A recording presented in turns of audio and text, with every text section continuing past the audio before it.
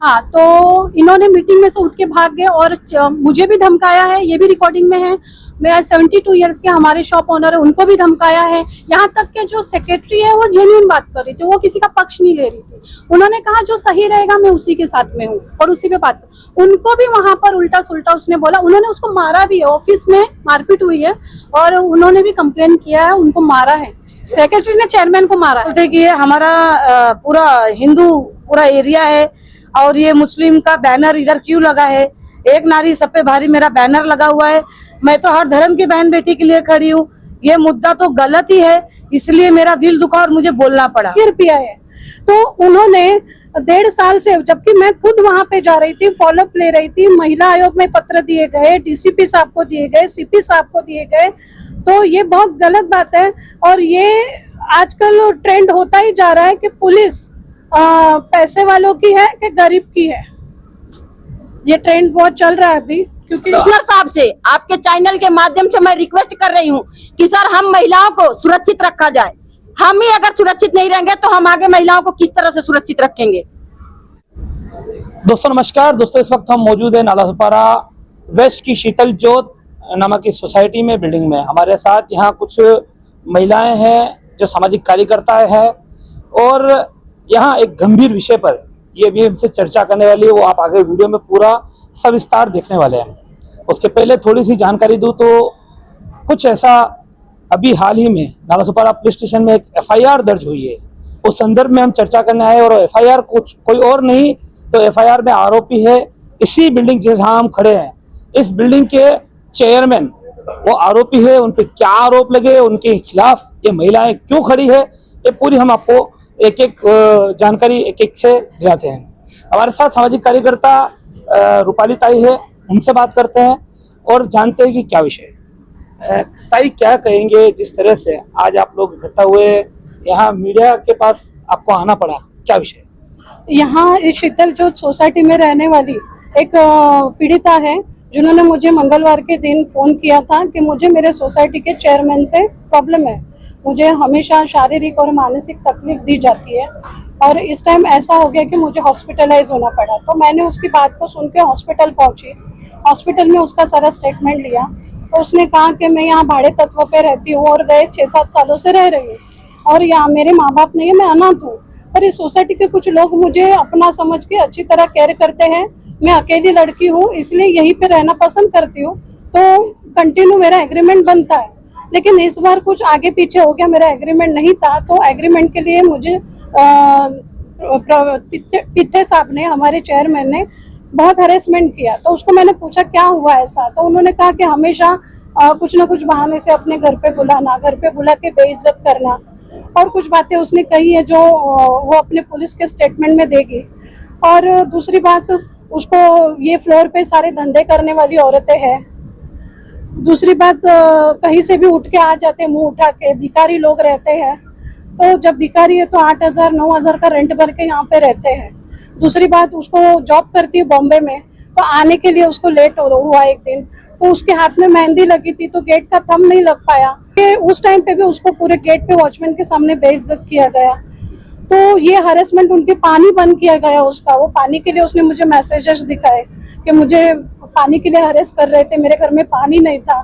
फिर उसने बोला कि आप पहले एग्रीमेंट सबमिट करो फिर पानी छोड़ेंगे, और वो सच्चाई जानने के लिए उसने मुझे मोबाइल में कुछ रिकॉर्डिंग सुनाई जिसमें इन्होंने जो भाषा में उनसे बात की है वो एक महिला के साथ नहीं करनी चाहिए। तो कुल मिलाकर अगर हम एकदम संक्षेप में गए तो महिला के साथ अभद्रता या अश्लीलता ऐसा आरोप लगाया जा रहा है।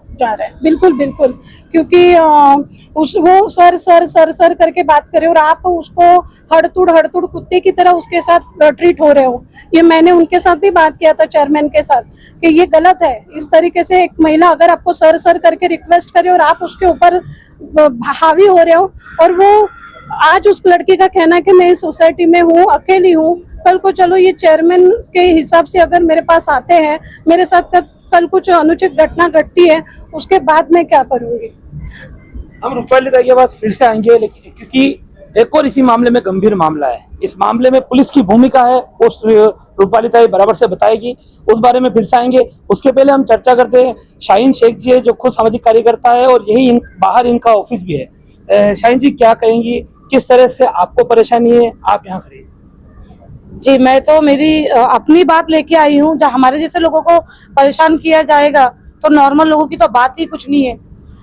मेरे शॉप को शाहीन एकता फाउंडेशन एनजीओ जो मैंने चालू किया है, महिलाओं के जुल्म के खिलाफ जो आवाज उठाना मैंने स्टार्ट किया, कई दूर दूर से महिलाएं मेरे पास मदद के लिए आती है। और मेरे शॉप को 1 साल पूरा हो गया और आज तक वॉशरूम की चाबी नहीं दी जाती जब तक इधर आके झगड़ा नहीं करे सोसाइटी से कि महिलाएं जो दूर दूर से आती है वो वॉशरूम बाथरूम कहाँ जाएंगी। मैं अपना यही मुद्दा लेके आई हूँ। कहीं ना कहीं ये हिंदू मुस्लिम का सवाल उठ रहा है। मेरे पास तो हर धर्म की बहन बेटी आती है जिनकी मदद के लिए मैं आधी रात को खड़ी रहती हूँ। पुलिस स्टेशन है, हॉस्पिटल है, हर जगह मैं उनकी मदद के लिए आती हूँ। और दूर दूर से महिलाएं व्हाट्सएप, फेसबुक, इंस्टाग्राम से मेरा नंबर निकालते हैं और वो काफी दूर दूर से आते हैं, जिन्हें 7-8 घंटे भी मेरे ऑफिस में मीटिंग में लग जाते हैं, जिनको वॉशरूम जाने के लिए मुझे इतनी प्रॉब्लम्स होती है कि मुझे इन लोग से आके लड़ना और झगड़ना पड़ता है। अब तक रूपाली ताई ने जो बात बताई और हम बात करें, चर्चा करें, उसमें हिंदू मुस्लिम का कोई एंगल नहीं है। आपने हिंदू मुस्लिम का जिक्र किया, तो इसके पीछे का क्या होता? जी, कुछ लोग बोलते हैं कि ये हमारा पूरा पूरा एरिया है और ये मुस्लिम का बैनर इधर क्यों लगा है।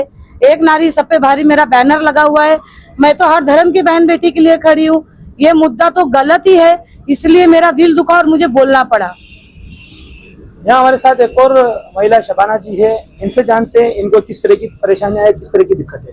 शबाना जी, आप क्या कहेंगे इस पूरे विषय? जी, जैसे कि इन्होंने बोला कि हिंदू मुस्लिम का मसला है, तो मुद्दा वही था। वो ये चेयरमैन है प्रवीण, तो यहीं पर जैसे ये बाथरूम के लिए चाबी मांगती थी, कभी इनके क्लाइंट आते बहुत दूर से, तो यहाँ हमारे बाथरूम जाने का रास्ता, वही रास्ता वो ब्लॉक किए थे, जो इनलीगल बांधकाम उन्होंने किया था, तो वो रास्ता ब्लॉक कर रहे थे ताकि यहाँ से जाना आने का रास्ता बंद हो जाए। और ये चाबी मांगी तो ब्लॉक कर रहे थे, तो मतलब कि मैं गई, मैं बोली सर ये ब्लॉक कर दोगे तो हमारे जाने का, बाथरूम का रास्ता आना जाने का वो ब्लॉक आप नहीं कर सकते, हम जाएंगे कैसे, और ये राइट भी नहीं है। तो बोलते नहीं मैं चेयरमैन हूँ, मैं कुछ भी करूँगा। तो मैं बोली ऑनर से एक बार बात कर लीजिए, ऑनर को फोन लगा लीजिए, नहीं तो मैं लगा के देती हूँ, तो आप बात कर लीजिए उनसे। और सर ने बोला है कि मेरे परमिशन के बिना बनाइए, और बना भी नहीं सकते आप, बिल्डर ने भी बना के नहीं दिया है। तो बोले नहीं मैं किसी का नहीं सुनूंगा। और काफी मुझे अश्लील बातें की हिंदू मुस्लिम किया, उसका FIR हुआ है उनके ऊपर में। इस मामले में ऑलरेडी महानगर पालिका ने भी उस पर तोड़क कार्रवाई की और इलीगल साबित किया है। इन्होंने कोई जैसे कि सुनावनी हुआ, इस पे मीटिंग हुई, ऑनर आए, गांव से ऑनर आए, आजमगढ़ में रहते हैं, 72 इयर्स के एजेड हैं, काफी परेशान और हरेसमेंट हुए वो, और वो आए, यहाँ पर भी मीटिंग रखा गया और उनका सुनावनी भी हुआ। वहाँ पर इन्होंने कोई पेपर नहीं जमा किया, सोसाइटी के पास कोई राइट नहीं था, कोई पेपर ही नहीं था, तो जमा कहाँ से करेंगे। तो एक सवाल ये है कि सोसाइटी में चेयरमैन जिस तरह से इतना सब कुछ कर रहे हैं, क्या बाकी लोगों की उनको मुख्य सहमति है या बाकी लोग उनके खिलाफ है, उनका क्या स्टैंड है? क्योंकि जहाँ हम खड़े हैं तो आप सब यहाँ कहीं ना कहीं पीड़ित है या सामाजिक कार्यकर्ता है, लेकिन सोसाइटी का कोई एक भी सदस्य खड़ा नहीं है। तो क्या सोसाइटी आपके साथ नहीं है या किसी डर की वजह से सोसाइटी आपका साथ जानबूझकर नहीं दे रही है? सोसाइटी साथ में ही है सर। सोसाइटी अभी हम वही मैडम ने, जैसे रूपाली ताई आई हैं, तो उन्होंने उनको कल मतलब दिया था नोटिस कि हम आपसे मिलने आ रहे हैं, बात हुई है। एक्चुअली में मिनट्स ऑफ मीटिंग भी है जो हम आपको दे देंगे। हमारी यहाँ मीटिंग सोसाइटी साथ में ही है। अभी उनके कुछ रीजन होंगे जो मीडिया में नहीं आना चाहते होंगे, जो भी होगा। तो जैसे कि उन्होंने खुद ने मिनट्स ऑफ मीटिंग में दिया है कि यह बंदा गलत है और इन्होंने इतना नुकसान बिल्डिंग में किया है, काफी मतलब ये बांध काम में नुकसान हुआ है, लोगों का मेंटेनेंस नुकसान हुआ है, और मिनट्स ऑफ मीटिंग में सब हुआ है कि ये बंदा गलत है बिल्डिंग में। और क्योंकि इधर देखिए सर, ये डीजे सोसाइटी है, यहाँ सब एजुकेटेड और इज्जतदार लोग रहते हैं, तो वो हमारे साइड में ही 1-2 लोग हैं, वो हर सोसाइटी में रहते ही हैं। उनको कुछ भी कर लो, कितना भी समझा लो, कोई फर्क पड़ता नहीं है। तो सोसाइटी है अपना हमको कोऑपरेट कर रही है। इनको रिजाइन के लिए बोला गया है, चेयरमैन को रिजाइन के लिए मीटिंग हुई थी तो पहले, हाँ CCTV सब रिकॉर्डिंग है। हाँ, तो इन्होंने मीटिंग में से उठ के भाग गए और मुझे भी धमकाया है, ये भी रिकॉर्डिंग में है। मैं 72 इयर्स के हमारे शॉप ओनर है, उनको भी धमकाया है। यहाँ तक के जो सेक्रेटरी है वो जेन्युइन बात कर रही थी, वो किसी का पक्ष नहीं ले रही थी। उन्होंने कहा जो सही रहेगा मैं उसी के साथ में हूँ और उसी पे बात। उनको भी वहां पर उल्टा सुल्टा उसने बोला, उन्होंने उसको मारा भी है, ऑफिस में मारपीट हुई है और उन्होंने भी कंप्लेन किया है, उनको मारा है, सेक्रेटरी ने चेयरमैन को मारा है, ये चीज है। अगर कानूनी तौर पर जाए तो इस पूरे मामले, जहाँ एक रहीवासी सोसाइटी का मामला आता है, तो ऐसे मामले में कहीं ना कहीं रजिस्ट्रार जो है वो इन्वॉल्व हो जाते हैं। तो इस मामले की क्या आपने रजिस्ट्रार में शिकायत की है? जी जी, रजिस्ट्रार में शिकायत हुई है। MRTP गुना दाखिल के लिए वो प्रोसेस चालू है। MRTP गुना दाखिल MRTP महानगर पालिका में होता है। रजिस्ट्रार जो रजिस्टर करते हैं उनकी मैं बात कर रहा हूँ, उनके पास कोई शिकायत गई है कि इस तरह से जो चेयरमैन है वो मनमानी करते हैं, उनको पद से हटाया जाए, ये ऐसा कुछ? हाँ, इसके लिए प्रोसेस चालू है। सेक्रेटरी से बात हुई थी तो उसके लिए पेपर वर्क चालू है। जाएंगे हम लोग, और भी लोगों को उन्होंने, ऑनर्स लोग को बहुत ऑनर है, ज़्यादातर यहाँ पर कैसे 90% ऑनर बाहर रहते हैं, इन्वेस्टर है, तो वो मीटिंग करके वहाँ पर भी वो कंप्लेन देंगे। ऐसा हुआ है, ये सब मीटिंग हुआ है। इस मामले में आप क्या कहना चाहेंगे?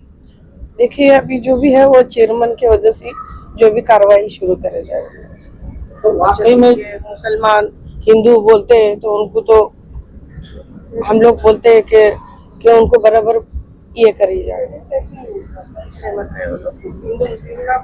एक और महिला यहाँ है, ये यहाँ पूर्व में रहती थी, आज विशेष तौर पर यहाँ आई है अपनी बात रखने के लिए। किस तरह से इनको यहाँ है? आपका नाम? मेरा नाम पूनम दुबे है। मैं मानव विकास एनजीओ की राष्ट्रीय उपाध्यक्ष ऑल इंडिया हूँ, प्लस मैं पुलिस फ्रेंड ऑर्गेनाइजर में भी हूँ। आज के 1.5 साल पहले मैंने इस रूम को, वो रूम मैंने कितना 405 लिया था, 30,000 डिपॉजिट, 6,000 भाड़े में, जिसमें मुझे 3-3 बजे रात तक हरीशमन किया जा रहा था। मैंने चेयरमैन के नाम पे जाके कंप्लेन भी किया, चेयरमैन को मैंने इसका इन्फॉर्म भी किया। चेयरमैन मुझे बोला कि हम मराठी में बोले आम्हाला नाही बोलायचं, ते 1 से 12 बार पोलिसाला बोलवायचं, आम्हाला इन्फॉर्म नहीं करायचं आणि बार-बार आम्हाला कॉल नहीं करायचा। हमने उनको बोला कि बार-बार आपको अगर हम नहीं करेंगे तो हम किसको जाएंगे बताने के लिए। और रही बात चेयरमैन और सेक्रेटरी का, तो इसमें चेयरमैन भी वैसे ही है, सेक्रेटरी भी वैसे ही है, जो नहीं जानता है वो नहीं जानता है। और रही जाति विवाद की बात, तो हिंदू मुस्लिम सिख ईसाई सब एक ही है, हिंदू मुस्लिम में कोई बैर करने की जरूरत नहीं है। और रही बात महिलाओं की, अगर आप अपनी माँ बहन की इज्जत करते हो तो महिलाओं की इज्जत करना सीख जाओ। जिस दिन तुम महिलाओं की इज्जत करना सीख जाओगे, मैं ये दावे के साथ में बोलती हूँ, जिस दिन तुम महिलाओं की इज्जत करना सीख जाओगे उस दिन मैं ना आपकी गुलामी करना चालू कर दूंगी। लेकिन बड़वागिरी बंद कर दो, बड़वागिरी नहीं चाहिए, महिलाओं को इज्जत चाहिए। हम इज्जत के लिए मरते हैं, ठीक है। हम अपने जिस्म से एक इंसान को पैदा करके इस दुनिया को बढ़ा सकते हैं, तो हम अगर नारी शक्ति पे आ जाएंगे तो बहुत कुछ कर सकते हैं। मर्द हो उतना ही तुमको अधिकार दिया जा रहा है कि महिलाओं को इज्जत दो, हमको बाकी कुछ नहीं चाहिए। हमको यहाँ के सीनियर से और माननीय कमिश्नर साहब से आपके चैनल के माध्यम से मैं रिक्वेस्ट कर रही हूँ कि सर हम महिलाओं को सुरक्षित रखा जाए। हम ही अगर सुरक्षित नहीं रहेंगे तो हम आगे महिलाओं को किस तरह से सुरक्षित रखेंगे? ये आप समझ सकते होंगे कि किस तरह की प्रतिक्रिया आ रही है, और वाकई में यहाँ हैरेसमेंट लेवल किस तरह का होगा ये समझ सकते हैं। अब जो मैंने कहा था, मैं वापस ताई की तरफ बढ़ रहा हूँ। कानूनी दावपेच, पुलिस का रवैया, क्योंकि कहीं ना कहीं इन सब पुलिस इन्वॉल्व हो ही जाती है। और इस मामले में जहां हम बात कर रहे हैं, ऑलरेडी चेयरमैन जो है थीटे, जिनका नाम बताया, उनके ऊपर FIR दर्ज है। उस FIR में भी क्या कुछ होना चाहिए था और क्या कुछ हुआ, उसमें भी कई चीजें हैं। पहले FIR काफी समय तक किस दबाव में FIR दर्ज नहीं की जाती है, फिर FIR दर्ज की जाती है, तो जो फरियादी कहता है कि हमें इस तरह की हमारे साथ हुआ, उस हिसाब से हमें ये धाराएं लगनी चाहिए, तब पुलिस उस पर ध्यान नहीं देती। नालासोपारा पुलिस उस पर ध्यान नहीं देती या जानबूझकर वो चीजें करती नहीं है। तो हम रूपाली से बात करते हैं और समझते हैं ये क्या मामला, जो मैं अभी कहा, जिस तरह से पुलिस का रवैया था, पुलिस को जो धाराएं कहा गया, जिस तरह से FIR लिखवाना हर एक भारतीय नागरिक का अधिकार है। आप बाद में जांच करने के बाद में अगर उसमें कुछ कम ज्यादा है, तो अगर कोई गलत शिकायत करे तो उसके खिलाफ भी कायदे में कानूनी तौर पर वहाँ कायदेशीर कार्यवाही हो सकती है। ऐसे में पुलिस क्यों किसी को बचा रही है, इस सबसे पहले चर्चा करूं। उसके पहले एक और चीज यहाँ ऐसा हमने पढ़ा, या तो एक पत्र पढ़ा हमने जो पुलिस को दिया गया है, उसमें मेंशन किया गया है कि कहीं ना कहीं जो ये जिस पे आरोप लग रहे हैं, उनका कोई बड़ा पुलिस के साथ मुंबई में उनके कोई रिश्तेदार बड़े पुलिस अधिकारी है, ऐसी धौंस वो दिखाते हैं। अब इसके पीछे सच्चाई क्या है, और अगर चाहे कोई पुलिस उनके रिश्तेदार है पुलिस अधिकारी, तो क्या उनके लिए कायदा अलग है, ये कई सवाल है। रूपाली दा, जैसे मैंने अभी सब कुछ जो बोला है, क्या उस पर आपका कहना है? किस तरह का मामला था, किस तरह से पुलिस ने उसको लिया, किस तरह से लिया जाना चाहिए? अगर कोई महिला, अभी आदरणीय मोदी साहब ने महिलाओं के लिए कायदे बनाए हैं, क्योंकि पहला महिला एक घूंघट में रह के बहुत सारा अत्याचार सहन करती थी, जलाया जाता था, सती जाती थी। अब उसमें से महिलाएं पढ़ चुकी है, लिख चुकी है, खुद अपने पैरों पे खड़ी है, कोई पायलट है, कोई डॉक्टर है, कोई पुलिस है। तो अब जब ये फ्रीडम महिलाओं को दिया गया है तो उनके ऊपर होने वाले अत्याचारों के लिए उनको बोलने का अधिकार, उनकी तकरार लेने का अधिकार भी उनको होना चाहिए। जब कोई महिला अपने ऊपर होने वाले अत्याचार के लिए उनके पास जाती है कि ये मेरे साथ हुआ है, तो लेना उनका प्रथम कर्तव्य है। तो उन्होंने न लेते हुए उस महिला को 1.5 साल से नचाया। 1.5 साल से आदरणीय वड़वी साहब जो नालासोपारा वेस्ट के पुलिस अधिकारी है, सीनियर पीआई है, तो उन्होंने 1.5 साल से, जबकि मैं खुद वहां पे जा रही थी, फॉलोअप ले रही थी, महिला आयोग में पत्र दिए गए, डीसीपी साहब को दिए गए, सीपी साहब को दिए गए, तो ये बहुत गलत बात है। और ये आजकल ट्रेंड होता ही जा रहा है कि पुलिस पैसे वालों की है कि गरीब की है। ये ट्रेंड बहुत चल रहा है अभी, क्योंकि तो आपका सीधा कहना है कि इस देश में 2 अलग अलग कानून है, पैसे वालों के लिए अलग कानून है और गरीब के लिए या दबा कुचला है उसके लिए अलग कानून। शुरुआत हो रही है अभी के जो आदरणीय गृह मंत्री साहब है, उनके राज्य में ये चीजें हो रही है। और यही के मामले नहीं, मैंने और कहीं के बहुत सारे मामले हैं जो पुरावे के साथ लेके बैठूंगी। अगर कोई पुलिस वाला किसी आरोपी के घर का या कोई दोस्त है, रिलेटिव है, तो साथ में काम करने वाला है, तो उसको बचाने के लिए पुलिस किसी भी हद तक जा सकती है, फिर चाहे वो महिला कितनी पीड़ित हो। यहाँ बिल्डिंग के पदाधिकारी वो इस समय आपके साथ खड़े नहीं है, लेकिन हमने देखा आपकी उनसे मीटिंग हुई, उस मीटिंग में क्या कुछ निकल के आया? मीटिंग में देखो, इनकी जो सेक्रेटरी महिला है नम्रता मैडम, उन्होंने मुझसे बात की खुल के। उन्होंने एक महिला के अधिकार से मुझसे बातचीत की, अपना बात रखा। उनके साथ भी हमेशा इनकी तरफ से गलत व्यवहार होता आया है। उन्होंने भी इन प्रवीण तिट्ठे सेक्रेटरी चेयरमैन को मारा भी है, वो वीडियो भी उन्होंने मुझे दिखाया। तो अगर इनके ही ग्रुप, इनके ही साथ के जो पदों पे बैठे हैं, और वो एक महिला, अभिमान होना चाहिए कि हमारे सोसाइटी में कोई महिला हमारे लिए लड़ रही है, तो सोसाइटी के लोगों को सामने आना चाहिए था। और अगर बात गलत है तो वो रखनी चाहिए थी। पर ठीक है, घर के दबाव, उनको लगता है कि सोसाइटी से कोई रेंट पे है तो निकाल दिया जाएगा, ये सारी चीजें सामने आ रही है। दूसरी बात, जो शबाना करके महिला थी, उसको हिंदू मुस्लिम से हमेशा छेड़ा गया, उसको बोला गया, तिरस्कार दिया गया। तो उसके लिए आई विटनेस यहाँ पे खड़े भी हैं, जिन्होंने जब उसके साथ ये बातचीत हुई, ये बर्ताव किया, तो वो सामने थे। कुछ ऐसा भी सुनने में आया कि व्हाट्सएप ग्रुप में भी कुछ इस तरह का जो आपत्तिजनक नहीं किया जाना चाहिए, ऐसा हुआ है, वो क्या विषय? एक महिला ने इनके पास रिक्वेस्ट की थी कि मैं आपके बिल्डिंग का सीसीटीवी फुटेज मेरे बिल्कुल गैलरी पे है, मैं घर के काम करते वक्त कदाच मेरा पर्सनल पार्ट दिख सकता है या सामने आ सकता है, तो प्लीज वो आप वहां से हटा दीजिए, ये निवेदन किया था। तो उस ग्रुप पे डाला गया था वो लेटर। तो उसी ग्रुप पे 1 या 2 दिन के बाद प्रवीण तिट्ठे साहब ने एक वीडियो डाला, किसी इंस्टाग्राम से था, कि किसी भी महिला की मुझे ये भाषा में बोलना पड़ रहा है क्योंकि लोग इतने अनजान नहीं रहे हैं, सब जानते हैं, आजकल छोटे छोटे बच्चे भी कानून जानने लगे हैं। तो किसी भी महिला की छाती को देखना, उसकी तरफ एक नजर से देखना कानूनन गुनाह नहीं है। तो जो विषय निकला था उसके 2 दिन बाद आप ये डालते हो और आपकी वाइफ उस पर थंब दिखाती है, बहुत शर्मनाक है। कहीं पर देखा जाए तो कानूनी तौर पर बिल्डिंगों में लगने वाले जो कैमरे हैं वो सोसाइटी की ओर होने चाहिए, किसी के घर की तरफ नहीं होने चाहिए, ये कानून ही कहता है, क्योंकि उसमें उनकी निजता है वो भंग होती है। तो ये तो वैसे भी अगर उनके घर की तरफ है तो भंग हो ही रहे। वो कैमरे हमारी शॉप पे फॉलो किए जा रहे हैं, क्या हमारी साड़ी देखना है कि हमको देखना है? वो क्राइम जिधर हो रहे हैं वहां पे सीसी कैमरे रहने चाहिए, ना कि हमारी शॉप पे। ये मेरे फाउंडेशन एनजीओ का जो ऑफिस है उसके ऊपर पूरा फोकस है, और हमारी जो बाजू में शबाना, उनके ऑफिस से पूरा फोकस है। मतलब क्या हमें देखने के लिए फोकस वहां किया जा रहा है? तो ये काफी गंभीर आरोप यहाँ लग रहे हैं। अब ऐसे मामलों में पत्रकारिता धर्म ये कहता है कि सामने वाले पक्ष की भी बात रखी जाए, लेकिन यहाँ मामला अलग है। यहाँ मामला अभी कानूनी तौर पर एक आरोप रख चुके, FIR दर्ज है। ऐसे में एक आरोपी का बयान लेना वो भी कतई सही नहीं है।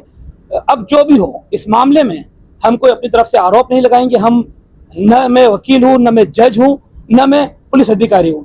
मैं एक पत्रकार हूँ और पत्रकार की हैसियत से जो इनकी पीड़ा थी आपके समक्ष मैंने रखी है।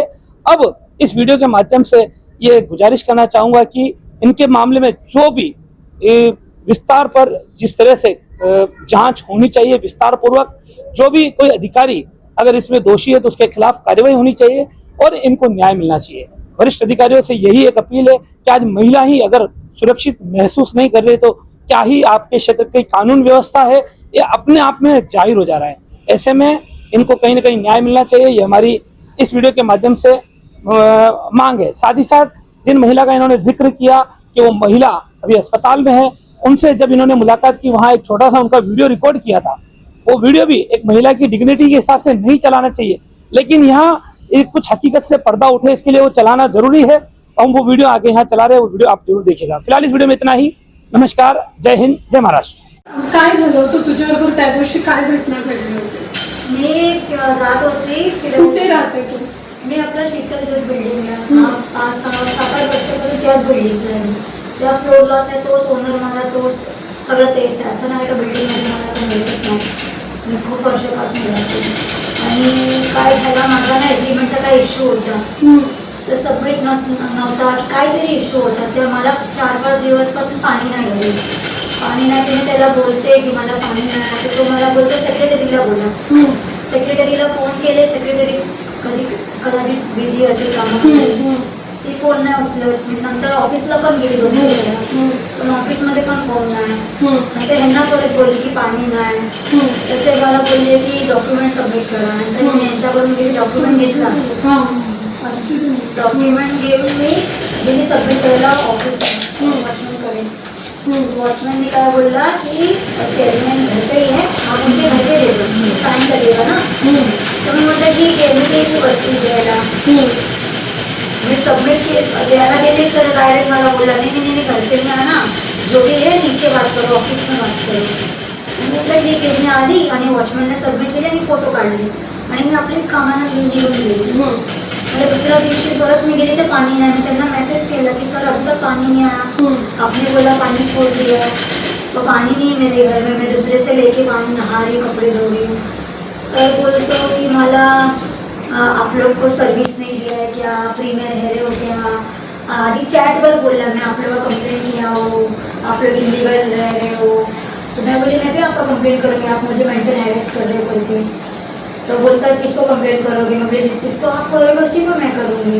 नंतर मला फोन केला त्यांनी, फोन करून असा उलटा बोलायला लागला कि फर्स्ट फ्लोर के संचारी लोग रहते हैं, पता नहीं कौन पूरा क्या काम करता है, सब धंधे वाले भर के रखे बिल्डिंग में पूरा, कोई लोग को जानता भी नहीं है, असं बोलतो. धंदेवाली भरके रखा असे ही हा, भाषा म्हणजे वापरली. मी आहे, माझ्या बाजूला अजून 2 पोरी राहतात, या साईडला जेंट्स लोक राहतात. सगळ्यांना असंच बोलतो की फर्स्ट पहिला मला पूरा धंधेरोगी भरेल. तो आप इतने दिन से क्यों चुप थे? कंप्लेंट क्यों नहीं किया पुलिस में जब ये गलत चलता है तो? मुझे काय ते ठीक आहे. आणि तुझ्या बरोबर जी भाषा वापरली ती आम्ही रेकॉर्डिंगमध्ये ऐकली आहे. आणि राहिला प्रश्न ॲग्रीमेंटचा, तर ॲग्रीमेंट सबमिट करण्याचं काम असतं सोसायटीमध्ये. त्याने वॉचमॅनला सांगायला हवं होतं की सोसायटीमध्ये सबमिट करा. आणि अशा प्रकारे प्रत्येक वेळी एका महिलेला, एका मुलीला आपल्या घरी नाचवणं चुकीचं आहे. आणि ॲग्रीमेंट बनलं नाही म्हणून तिचं पाणी इतके दिवस बंद करणं आणि त्या महिलेला हॅरेसमेंट करणं ही फार चुकीचं आहे. तेव्हा या बाबतीमध्ये कुठे ना कुठेतरी आवाज उचलणं फार गरजेचं आहे. आणि ही जी सोसायटी आहे शीतल ज्योत, याचं आत्तापर्यंत मला वाटतं तू 4वी-5वी महिला असेल जिच्याबद्दल तक्रार माझ्याकडे येते. आतापर्यंत शबानासाठी पण आम्ही त्या सोसायटीमधून लढत आलो, तिच्याबरोबर पण अशाच प्रकारचं हिंदू मुस्लिम म्हणून शिवीगाळ करत आले. तर तुझी काय इच्छा आहे? त्याला कुठेतरी शिक्षा मिळाली पाहिजे. त्याला चेअरमॅनची पदवी काढायला पाहिजे. कारण असं चेअरमॅन असेल, उद्या मी आहे, दुसऱ्याची पोरी आहे, कुणाला पण काय पण करू शकतो. घरी अशा प्रकारे हॅरेसमेंट करून बोलवतो आणि चुकीची भाषा वापरतो. हो, बिल्डिंगचा खाली काय पण बोलतो. मध्यरात्री मी कधी कामावरून 11-11:30 येतो. माझा फिंगरप्रिंट नका, कारण माझ्या हातावर मेहंदी होतं, त्या दिवशी फिंगरप्रिंट मिळाला नाही. तर मला बोलतो बिल्डिंग में एंट्री किसने दिया. मैं बोली वॉचमैन ने दिया. वॉचमैन ने बोले उनको क्या इधर खड़े रहने के लिए काम पे जा रहा है, कोई भी पहला गया बिल्डिंग में आएगा एंट्री दे दो. मैं क्या एंट्री नहीं करने का. एंट्री करके अंदर लेने का, ऐसे कैसे किसको भी ले लेते हो. एरा कसं फ्लॅट जेव्हा तुम्हाला माहिती तो 10 किती वर्ष राहतेस तू तिथे? मी 7-8 वर्षापासून. मग 8 वर्ष राहते, त्याला माहिती नाही तू या सोसायटीत 8 वर्षापासून राहते. त्या दिवशीपासून माझ्यामध्ये असं करायला लागला. ज्या दिवशी उलटा बोलणं झालं, मला टॉर्चर करायला लागला. कुठे भेटलं की काय पण बोलायचं असं. मी म्हटलं जाऊ दे, एकाच बिल्डिंगमध्ये सगळ्यांना ओळखते मी, माझी इमेज आहे, ह्याच्याबरोबर बोलून माझी इमेज का खराब करू, म्हणून मी आपली गपचूप होती. हमारे चैनल सैफ न्यूज़ लाइव पर अपने व्यापार और सेवा से संबंधित विज्ञापन प्रसारण हेतु दिए गए मोबाइल नंबर पर संपर्क करें।